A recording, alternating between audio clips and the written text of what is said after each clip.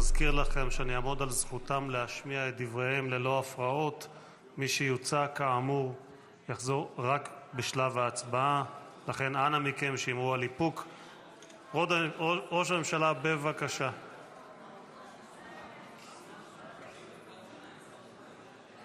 כפי שנהגנו בפעם שעברה, מי שמעוניין יכול בסוף הדברים למחוא מחיאות כפיים.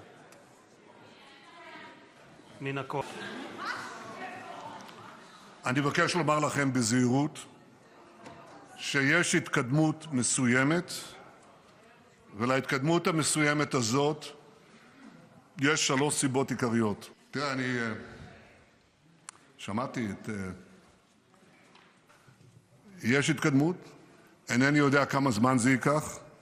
אנחנו נוסיף לפעול בכל דרך, בלי הפוגה, עד שנשיב את כולם הביתה מארץ אויב. ואני רוצה לשאול אותך גם אמירה, זה לקראת הדיון הזה שאנחנו מדברים עליו.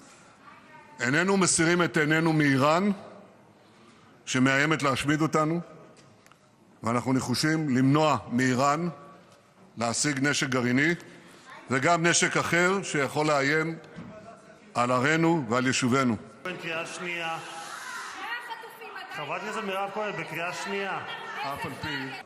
ויחד עם ידידינו האמריקנים, אני שומע, יש לי שנייה. יחד עם ידידינו האמריקנים, אני מתכוון להרחיב את הסכמי אברהם לשלום, ובכך נשנה אף יותר ובצורה דרמטית את פני המזרח התיכון.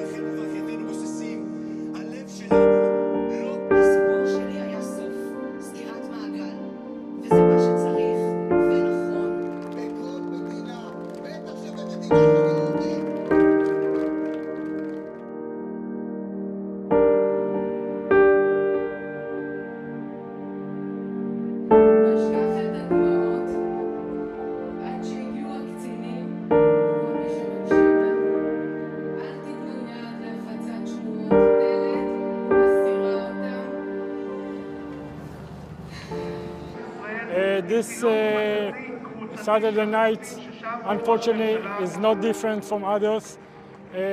They are talking, but there is no real progress, and we are not so optimistic about the chances for this deal to come true.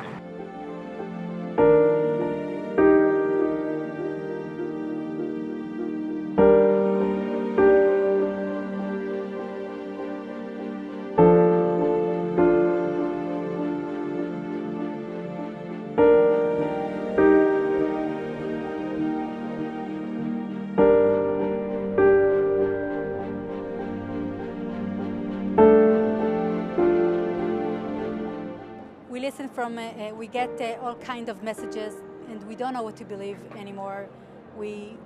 Once we have hope, and then we feel it's not possible, and it is a nightmare. I'm starting to lose faith, yes.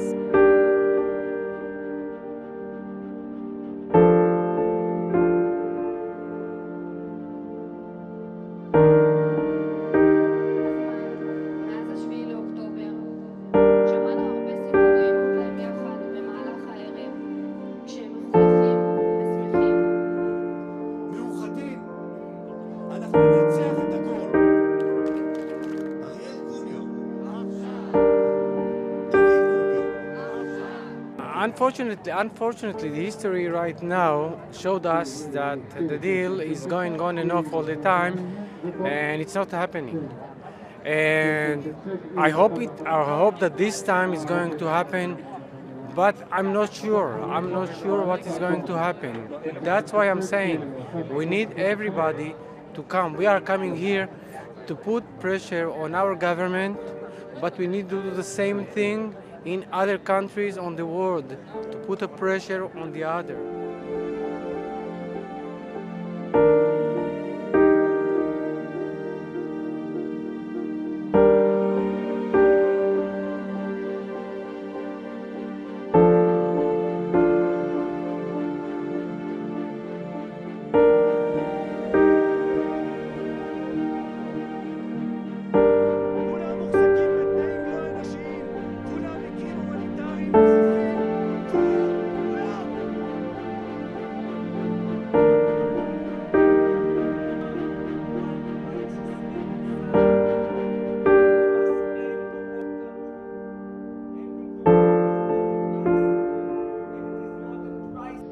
Today marks day 442 that our loved ones are held captive in the hell that is Gaza. They are still being tortured in terrorist captivity because of Netanyahu. We are hearing various reports over from officials saying that a hostage deal will be reached any day. A moment later, we hear the opposite report from those same officials, saying no breakthrough is in sight and placing the blame on Hamas. We must make this point clear. Our hostages do not have time for these games. They will not survive the winter in their weakened state. Israel must put an end to this war as part of a comprehensive hostage release deal, which will bring all 100 hostages, living and deceased, back home. Those alive are in dire humanitarian condition. The statements made by Ben-Gvir and Smotrich against the hostage deal and in support of continuing the war and building settlements in Gaza are a knife in the heart to our families.